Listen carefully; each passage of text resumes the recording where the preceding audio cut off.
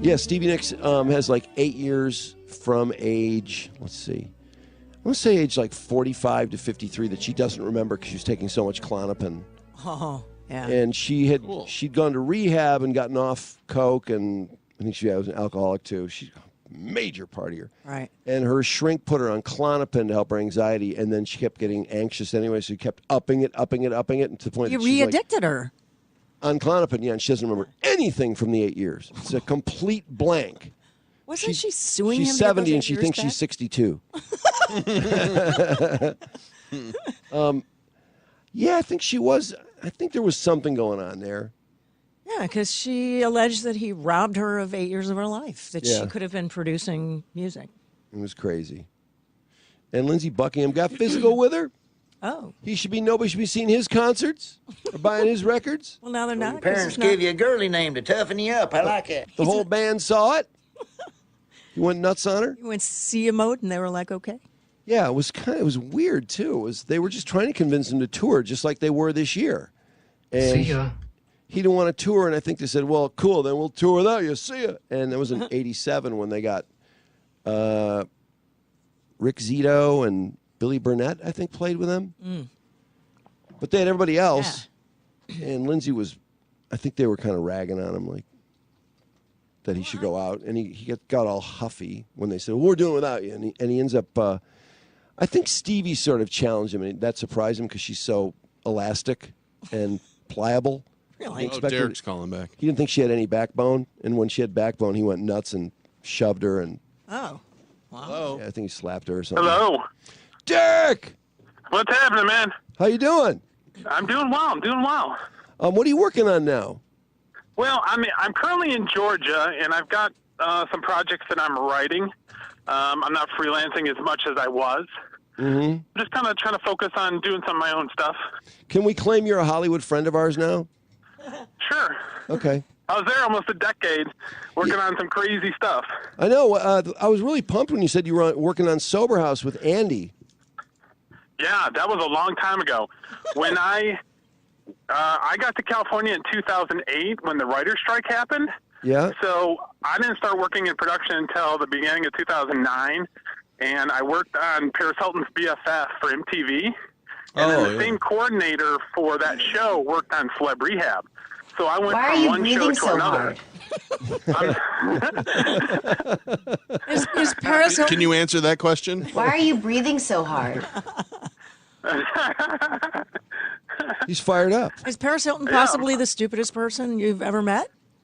Yeah. It's funny. Is she was dating Benji Madden when she shot that show, and in between takes they would be smoking weed in their car, and then she'd come out just completely blasted and do whatever they were asking her to do.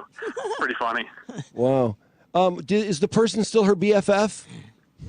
I have no idea. What? It was kind of the dumbest show. I just did it because, as a freelancer, you pretty much do whatever comes. Did everyone during breaks discuss how dumb the show was? Yeah, basically, yeah. Everybody's just like, hey, Paris, okay, bye. Did you hear people say this? Paris is like a fart in a mitten. You know it's there, you can't stand it, but you can't get rid of it. How does she look in person? Is she hot? Do you think she's attractive? She's really skinny. She's like anorexic skinny. Gross. And I always thought her sister was hotter. Her Nikki? sister was like a brunette. Yeah. And I can't remember what her name was. Nikki or something. Nikki, yeah.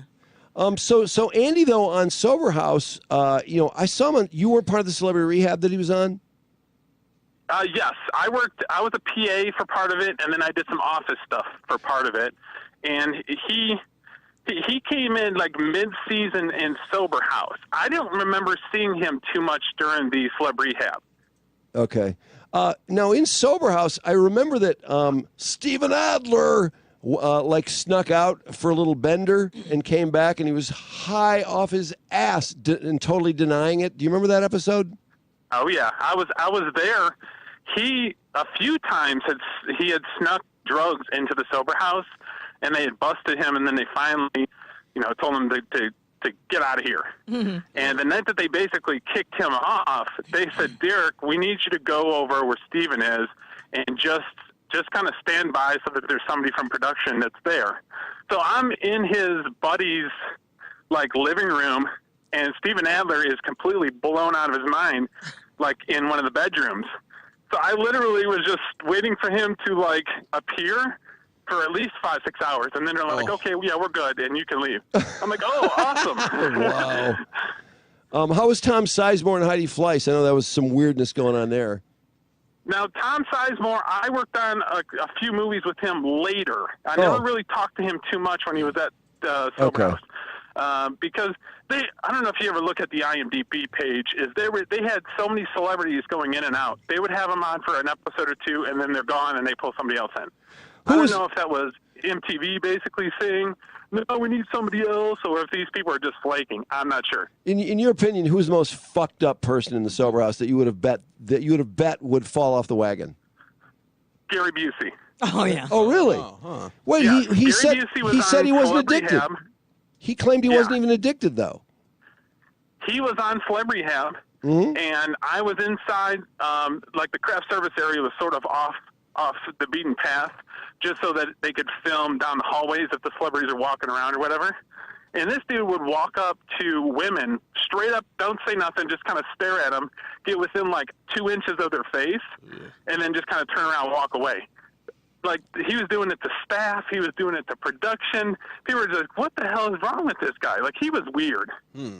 That's pretty strange. What about Dennis Rodman? Could you foresee him winning the Nobel Peace Prize when he was in Sober House? No, I never saw. No, I never saw Dennis Rodman. Really, he was on Never that show, saw him. wasn't he? But there were a lot of tissues. You guys went through a lot of Kleenex and didn't know why. Dennis Rodman. Can't stop crying. Andy Dick was doing a lot of crying on the Celebrity Rehab too. Right. Oh my God, was he crying? Rodney He King came in like mid-season on Sober House because he was a replacement for somebody that flaked.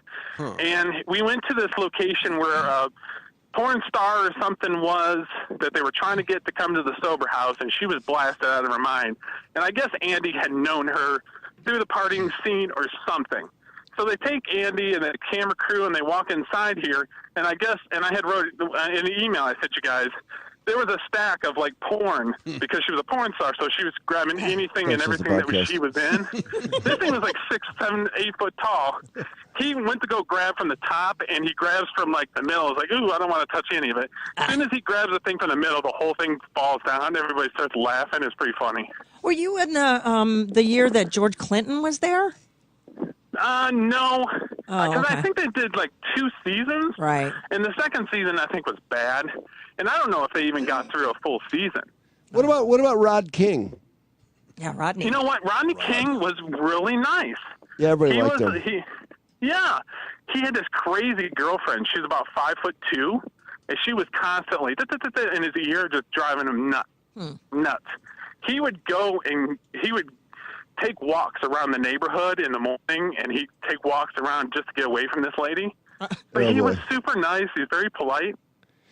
Did you go to his house when they were gonna like sort of do a makeover on his house because it was a total disaster?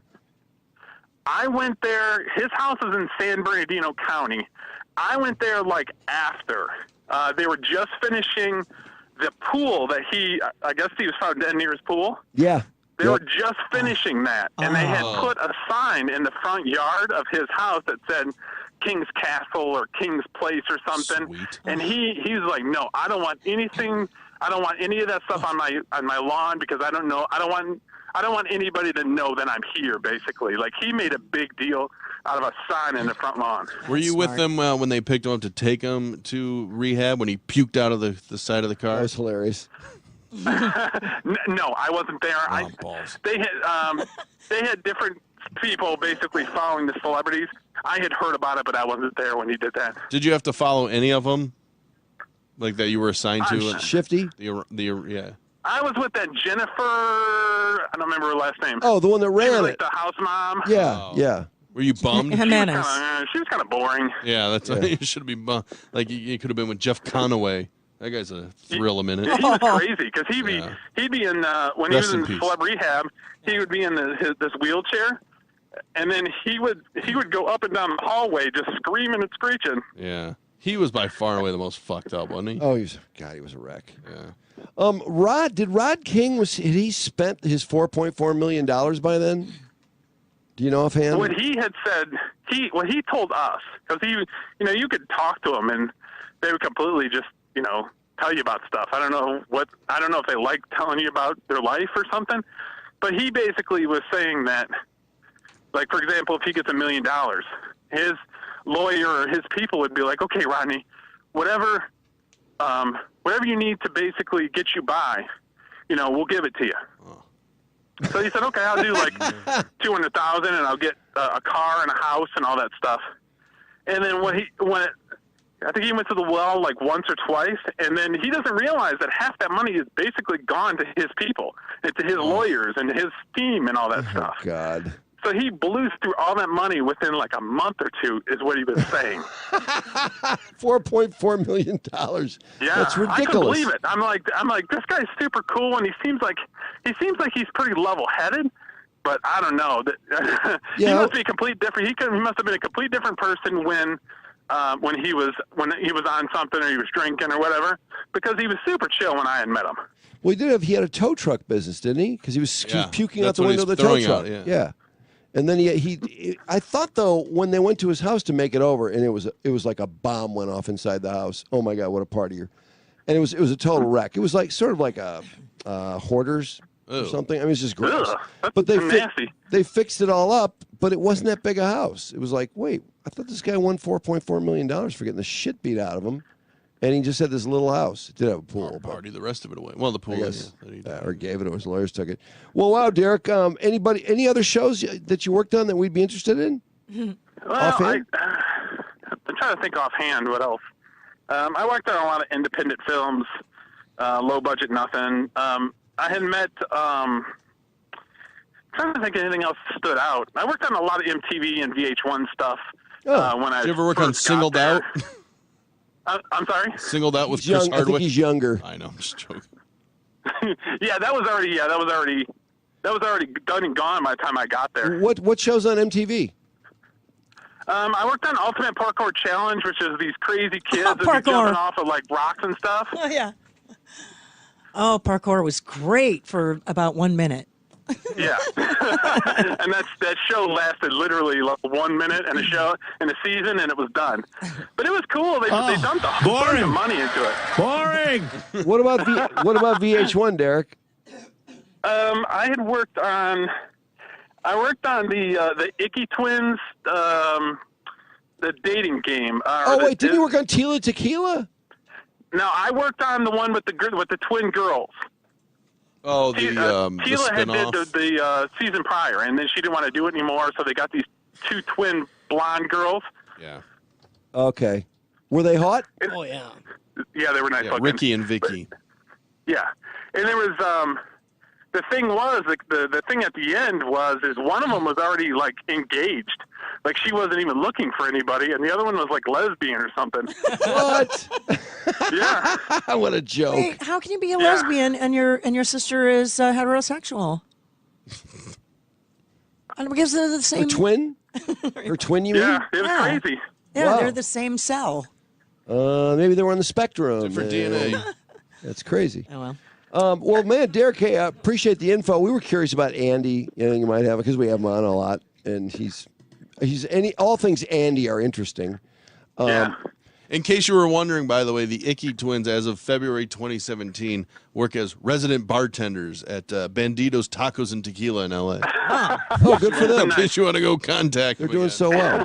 Well, the one got into a bad accident and almost died. really? Oh, yeah. She almost died, and she had she was in a coma for a while. How do you know all about that? Are you Well, reading their let me see. biography, too? Yeah, I'm a big Icky Twins Oh, fan. it affected her hotness. No, she's look at here. She is on the mend, so she's doing good. She looks pretty good. Gets better. Anyway, thanks, Derek. Appreciate the time and the data, and let us know what you're working on. Keep me posted. I most definitely will. I appreciate having me on the show. Yeah, good luck. Thank you. See you, Derek. Bye-bye. All right. Bye-bye. They have He's in a coma for 4 days. the shortest Just Wikipedia page ever. The Icky Twins? Yes. What a joke. Some of those shows. A double shot at love? Oh, the dumbest show ever. Although our Detroit friend had a moment that will live in infamy when he headbutted that guy and broke his jaw. He got a good punch in, too. Yeah. Oh, that's right. Probably one of the best punches on TV history. Remember what we called him last time? He's great. He cracks me up, man. I know. He's funny as hell. He dropped this one on us. Keep it moist. Oh. Keep it moist. He had just broken up with his wife, was it? I don't know. Oh, that's girlfriend. Here's a punch. Boom. He didn't seem real like he missed his wife for a girl too much. So I'm pretty happy to be out there. Crack. Oh, he got that guy so good. How far in are we, Brandon? 205. 205? Okay. You know what we didn't really get into was today Laura Bush came out against the separating children from adults who are immigrating in the country, and Trudy and I were talking about it when you walked in today. Bush. And I did look up the polls, by the way. It was like 56% are against it. So it's down the middle. It seems to be. Well, no, it's more definitely more against it. I think some had no opinion and 30% were for it. Oh. But I thought it was interesting. First of all, that Laura Bush would get so upset about this compared to some of the things that went on when her husband was president. But of course, she's not going to no one looks back. her husband out for invading the wrong country or anything like that. No. But she said it was. Did she say it was worse than the Japanese internment? I think she did. I think she did too. Now, wait a second. The Japanese internment, those were American citizens who were put in camps because they were Japanese during World War II. I think that's a little worse than people illegally entering the country being separated from their kids. A little. Yeah. Mr. Sulu probably checked in on that. Significantly worse. Because the problem is, okay. They're both fucking awful, though. Well, they're both bad. What are you supposed to do when someone enters a country illegally? What are you supposed to do with a family? Send them back. Well, you know what?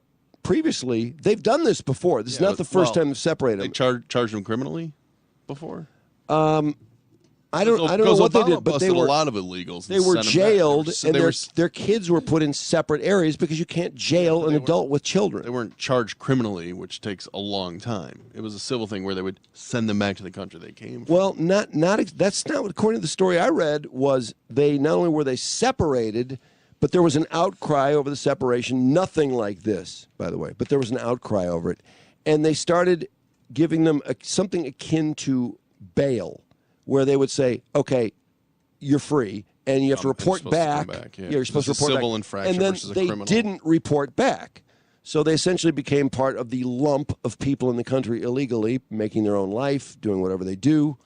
But this, I'm amazed at how badly we have fumbled immigration for how long now? 30 years, at least? At least 3 presidents. Oh, more than 3. Well, I mean, because they had 2 terms each. Bush. Yeah. After 12 years. Well, 11 million people. Yeah. That's a lump. And not only Laura Bush, but, I mean, there's a lot of noise about it. So is the feeling that they should just be sent back or let in the country? I'm not sure I understand. I really haven't heard a lot of talk about alternatives, just the outrage of splintering the parents and the kids. Why can't they sort of do the revolving door thing and just be like, no, you back this way? Well, we've done that. We have done that before. Do they just keep? I think they come back. Oh, So is the point to charge them with this criminal crime, convict them, and then put them in jail? I don't think so. Aren't they going to send them back? Well, they'll be deported. Right. Right. But they have to go through a case which is, only takes like 55 days or so, average, so. That's a lot of bureaucracy. Yeah. Why can't they come here legally? I've been asking myself that.